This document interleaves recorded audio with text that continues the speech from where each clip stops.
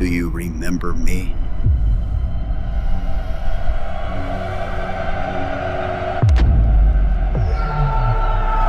Four words, that's all it took. During a press interview, actor David Harbour, who plays Alexei Shostakov, better known as Red Guardian, was asked to deliver one line from Avengers: Doomsday completely out of context. No setup, no scene, no character name attached. Just a line, cold. And in his character's thick Russian accent, pointing directly at the camera, Harbour said it. "You are Tony Stark." It sounds small. It isn't. Because here's the problem. Robert Downey Jr. is in Avengers Doomsday, but Marvel has spent 2 years insisting he's not playing Tony Stark. He's playing Victor Von Doom, Dr. Doom, the multiverse's most dangerous man. So why would Red Guardian, in character, in this specific movie, say those exact 4 words to anyone? Well, that's the question the entire fandom is now fighting over.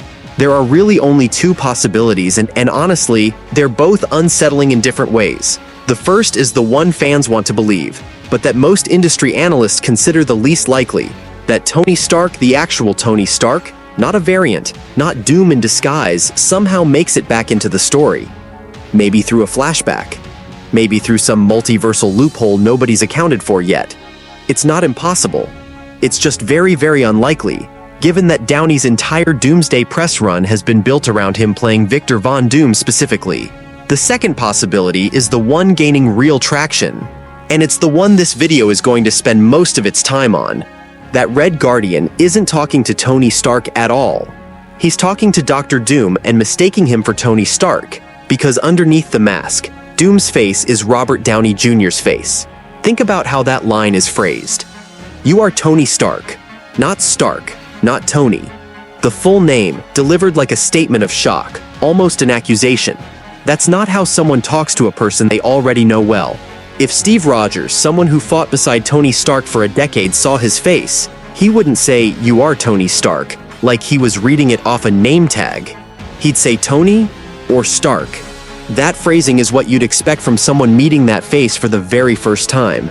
Someone who's only ever heard the name, never seen the man. And that's exactly where Dr. Doom fits. Marvel has been building toward this for a while now.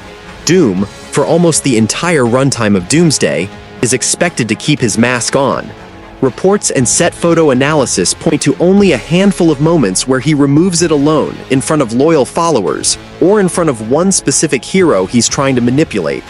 If Red Guardian is one of those heroes, and Doom unmasks in front of him, the line makes sense in a way it wouldn't for anyone who already knew Tony personally.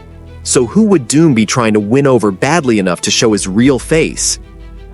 This is where the theories connect to something bigger. Bob Reynolds, also known as Sentry, also known, when things go wrong, as the Void. Bob's story has been one of the most closely watched threads heading into Doomsday. He's an ordinary man carrying god-level power and a second, monstrous personality that comes out when he's manipulated or destabilized. Multiple leaks have suggested Doom knows exactly what Bob is capable of and needs him, not as an enemy. As a weapon, he can point at the heroes without lifting a finger himself. To do that, Doom would need Bob's trust first. And trust isn't something you build from behind a mask. If Doom shows his face to Bob, specifically using it to seem more human, more relatable, more trustworthy, Red Guardian's line lands with real weight. Because Alexei has history with Bob's world. He'd recognize a face he's only heard described, and the shock of it would come out exactly like Harbour delivered it. Flat, disbelieving, 4 words. Now separately, and this part actually is confirmed. Marvel has stated that Professor X and Yelena Belova will play central roles in finally putting the Void down for good, with Professor X entering Bob's mind directly. Multiple reports indicate the cost is high for both of them. That part of the story appears to be locked. It's the how of Doom manipulating Bob into that state in the first place that's still rumor. While the fandom debates all of that, a second story has been quietly building around Bucky Barnes. Sebastian Stan's return as Bucky in Doomsday is confirmed. What isn't confirmed, and what a wave of recent leaks has been circling, is whether he survives it. Multiple rumor threads currently making the rounds claim Doom targets Bucky's metal arm specifically, in a callback to the arm Tony ripped off him during Civil War. Whether that's true is impossible to verify right now. What is worth noting, entertainment outlets have reported production leaks describing a brutal confrontation between Doom, Steve Rogers, and Bucky in the film's climax, with Bucky reportedly breaking into Doom's stronghold to rescue Steve. None of this is studio confirmed. Here's where it gets genuinely interesting for Secret Wars, though, and this part is closer to established comic lore than rumor. In Marvel's original 2015 Secret Wars comic event, Bucky Barnes wasn't a major player. He appeared only as minor variants scattered across Battleworld's different domains. Comic book journalists covering Doomsday's confirmed cast have pointed out this precedent directly. Fan speculation has since run further, floating the idea that if the MCU version of Bucky doesn't survive Doomsday, a variant Bucky from a universe where he, not Steve, received the super soldier serum could carry the shield into Secret Wars instead. That specific version is speculation, not a confirmed plot point. But be honest, would you want to see a full alternate timeline Captain America Bucky? Say it in the comments. Now, about the Spider-Men. Tobey Maguire and Andrew Garfield's futures in the MCU have been one of the most persistent rumor threads since Doomsday's cast reveal. Recent reporting suggests Maguire is attached to appear in Doomsday, in Secret Wars, and in at least one further Mutant Saga project not Daredevil, something separate. Garfield, meanwhile, is reportedly attached to Secret Wars and at least one additional film beyond that, again outside the Daredevil corner of the universe. None of this is officially confirmed by Marvel. But if accurate, it would mean neither actor's story ends with Secret Wars, and it keeps alive the long-shot hope that Garfield's unfinished trilogy could eventually get its close.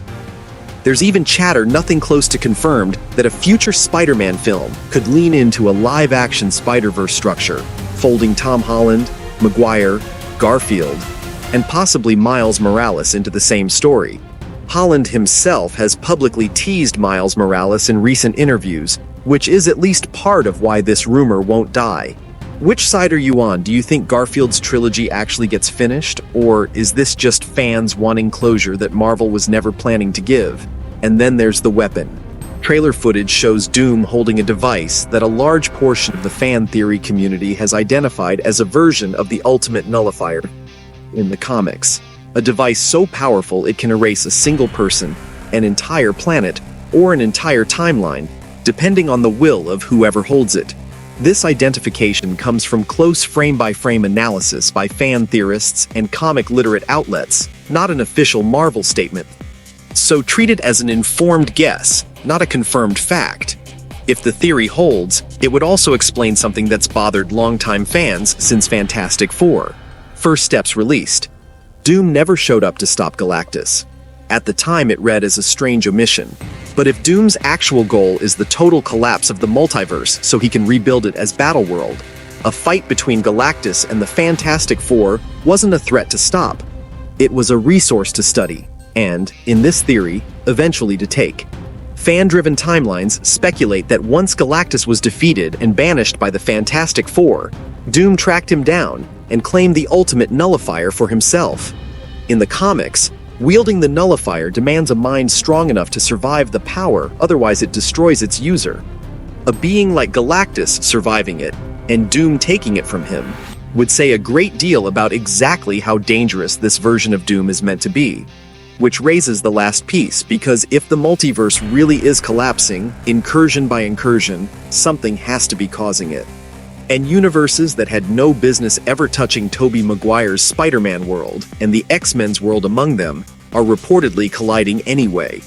Fan theory increasingly points back to that same weapon as a possible cause, which would mean everything traces back to one plan, a weapon to end universes reportedly in hand. Franklin Richards' reality-warping power needed to build Battleworld out of the wreckage, reportedly a target. Wanda's chaos magic needed to reshape that new reality in Doom's image, also reportedly a target. And, according to some of the more recent and considerably shakier leaks, Loki's heart, for reasons nobody covering this story has been able to explain yet. That last one is genuinely just a rumor fragment with no clear context behind it. So we're putting it to you. Why would Doom need Loki's heart? Drop your best theory in the comments, the strangest one might be right.